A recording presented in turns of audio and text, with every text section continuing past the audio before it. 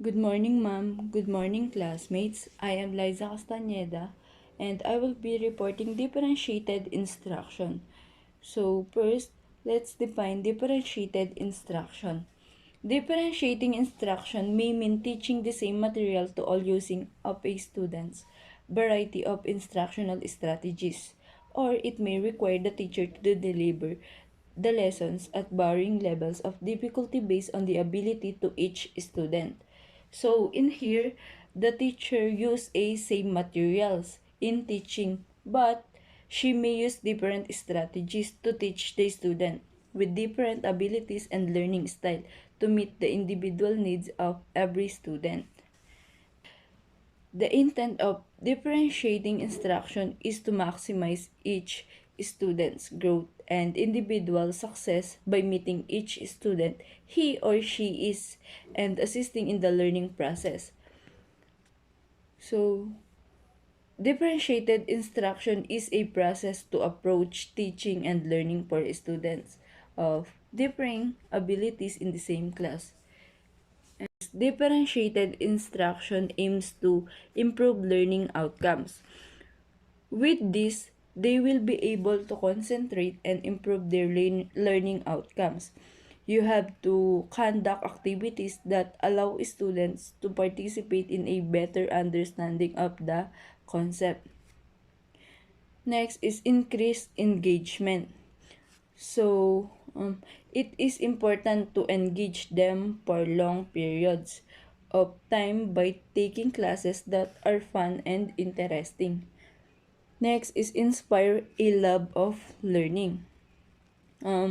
Remove the inhibitions on their curiosity and encourage them to show the passion. So, they can inspire others, give them support, and they love what they doing and they learned at the same time. Next is increase self-awareness. Discuss how those situations might make them feel, how and what they might think, and how they might act based on those thoughts and feelings. And the last is help student more efficiently and with deeper understanding. Teaching requires creativity and innovation to help the student to be productive, um, and they're not losing interest in the teaching process. Next is the teachers can differentiate content, process, product, and environment. Then, according to students' readiness, interest, and learning profile. So, each student comes to school with diverse learning needs, and teachers are being asked to satisfy those needs based on various factors. Next is, we have four ways to differentiated instruction. The first one is content. What the student needs to learn or how the student will get access to the information. In content of what individuals learning. These are the important concepts to taught and learned by the student. Like for example, using reading materials at varying readability levels. Another example, using spelling or vocabulary list at readiness levels of students. And the second one is process. Activities in which the student engage in order to make sense of or master the content. In process of how they are learning it. In the process, this is how you teach, how you utilize your materials to engage your student in teaching and learning process. Example, providing interest centers that encourage students to explore subset of the class topic of particular interest to them. And the third one is products, culminating projects that ask the student to rehearse, apply, and extend what he or she has learned in a unit. In product, way of demonstrating that learning has happened.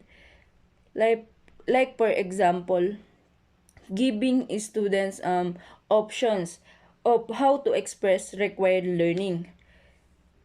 create a puppet show, write a letter, or develop a mural with labels. And the last one is learning environment, the way the classroom works and feels, in which learning happens. Example, providing materials that reflect a variety of cultures and home setting. Next is, these curriculum related factors are based on student need in three areas: readiness, student preparation for learning specific information or skills; interest, what appeals to students and thus motivates them to learn; and lastly, learning profile, how students approach the task of learning. Um, Teachers can differentiate at classroom elements based on student readiness, interest, or learning profile. Next is, so why differentiated instruction? Classrooms are filled with students who have different needs, come from different educational backgrounds, have different attention spans and interests, have different language abilities, and have different cultural backgrounds. Next is, differentiated instruction allows us to give students the support they need instead of lumping them together in one big group. Smaller groups make it easier to see who has mastered the lesson goals and has acquired the skills to move on. And larger class sizes make it more difficult to zero in on individual student needs.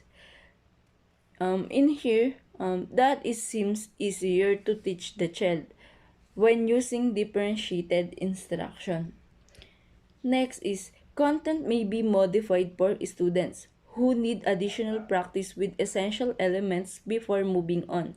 However, the expectation is that modification in other areas will ultimately allow all students to master the same key content. Content may be modified. These are changes to what child is taught, and which are changes to how the student learn. Next, effective differentiation requires ongoing evaluation of students' needs and conscious attention to designing instructional activities and assessment to meet those needs. It is true that teachers must have an extensive repertoire of research-based instructional strategies at hand, but they must also be able to think outside the box to ensure that each student's needs are met. So, the goal of differentiated instruction is to create learning opportunities that make allowances for differences in how individual students learn in order to ensure equal access to important academic content. And lastly, thus differentiated instruction is not the same as individualized instruction. Every student is not learning something different. They are all learning the same thing but in different ways. So, every student does not need to be taught. Individually differentiating instruction is a matter of presenting the same task in different ways and at different levels so that all students can approach it in their own ways.